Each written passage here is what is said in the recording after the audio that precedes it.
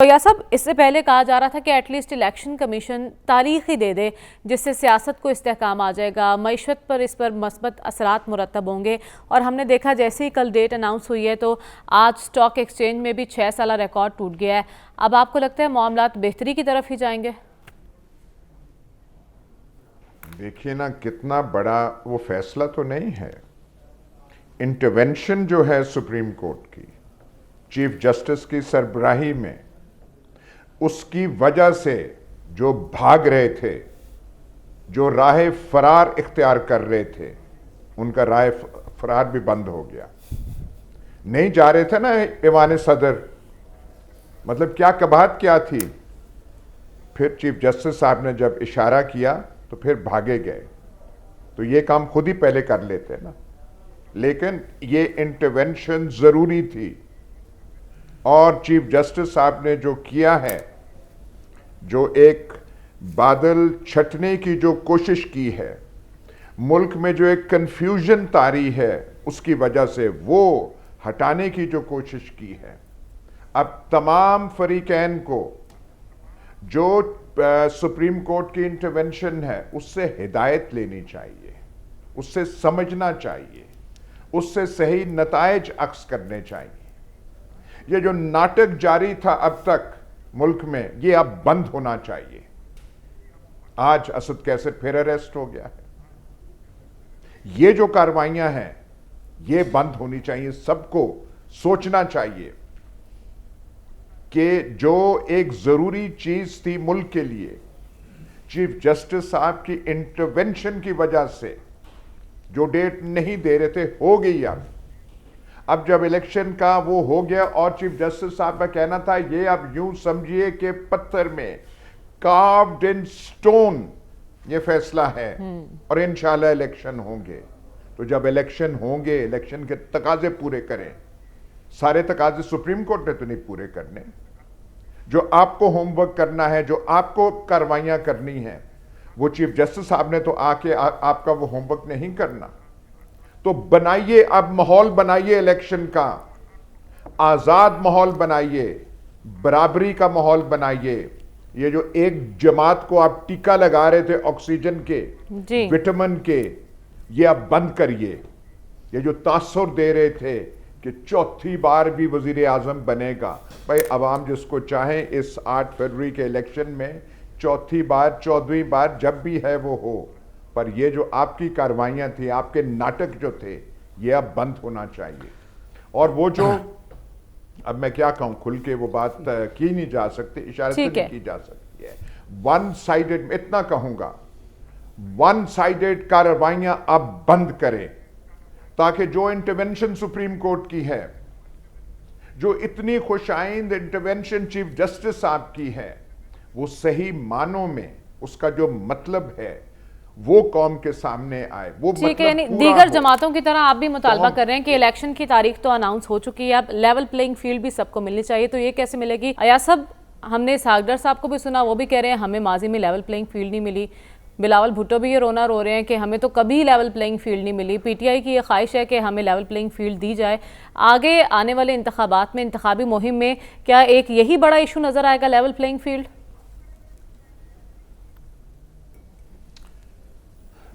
دیکھیے، اعلان ہو گیا تاریخ کا، آگے اب دیکھنا چاہیے۔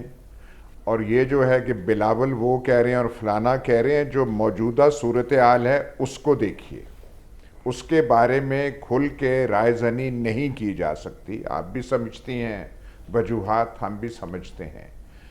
یہ جو کسی کو معتوب ٹھہرانا، وہ جو سلسلہ ہے، اب اس کو تھوڑا سا ختم کرنا چاہیے۔ اور میں نے جیسے پہلے گزارش کی تھی، جو روح ہے سپریم کورٹ کے فیصلے کی نہیں، انٹرونشن کی، اس کو سامنے رکھنا چاہیے، اس کو آنر کرنا چاہیے۔ دیکھنا چاہیے کہ ایک بڑے تعطل کے بعد، بحران کے بعد، ایک بحرانی کیفیت کے بعد ہمیں ایک باہر نکلنے کا راستہ مل رہا ہے۔ ایک مطلب اچھی انٹرونشن سپریم کورٹ کی ہوئی ہے۔ سپریم کورٹ نے تمام معاملات تو حل نہیں کرنے، وہ تو قوم کو بتا رہے ہیں کہ یہ راستہ ہے، اس پہ چلیے۔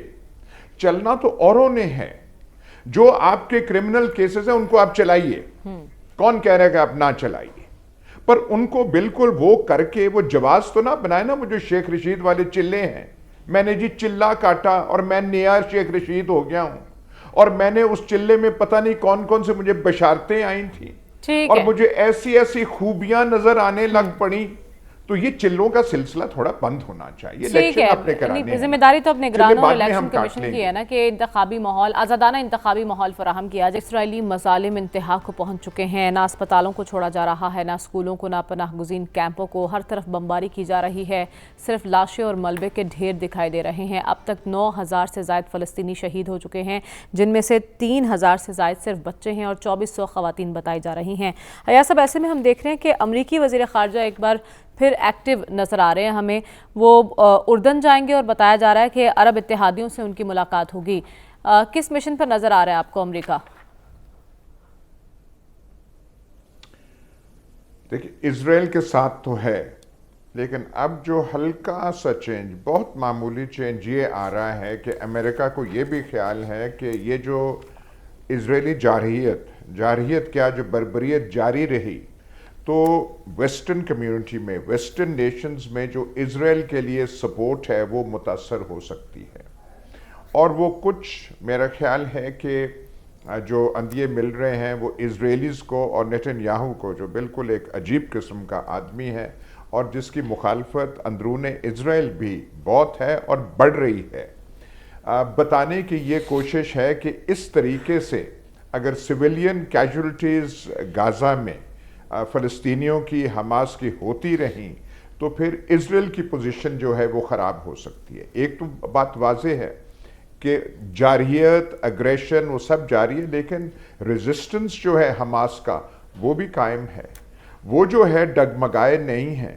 کتنا ان کو وہ ایک آنسلاٹ ہو رہا ہے، کتنا سخت آنسلاٹ ہو رہا ہے، لیکن وہ فائٹ بیک کر رہے ہیں، واپس لڑائی کر رہے ہیں، اور اسرائیل کی کیجولٹیز بھی 1-2 دن ہوئے ان کے، وہ یہاں پہ اچھے خاصے کیجولٹیز اسرائیل کی ہوئی تھی، تو اور قطر جو ہے ساتھ ہی ساتھ اس ساری ڈیولپمنٹس کے ساتھ قطر جو ہے ان کے تھرو کچھ نہ کچھ پیچھے کوششیں ہو رہی ہیں کہ کچھ ہاسٹیج ریلیز ہو جائیں، کچھ سیز فائر کی طرف جائیں۔ نیتن یاہو کہتا ہے کہ جب تک ہاسٹیجز ریلیز نہیں ہوں گے سیز فائر اسرائیل نہیں مانے گا، تو کم از کم وہ سیز فائر کی بات جو ہے ان کے لبوں پر آ تو رہی ہے۔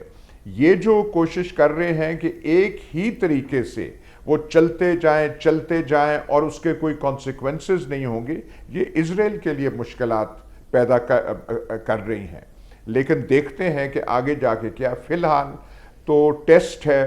ہاں، ایک اور چیز، آج حسن نصر اللہ نے پہلی بار جب سے یہ جنگ شروع ہوئی ہے، میں نے ان کا وہ ڈیٹیلز مجھے نہیں پتا کہ انہوں نے کیا کہا ہے، لیکن انہوں نے یہ شاید کہا ہے کہ حزب اللہ کی طرف سے ناردرن اسرائیل میں ایسکیلیشن تھوڑی سی ہو رہی ہے، وہاں پہ پریشر بڑھ رہا ہے۔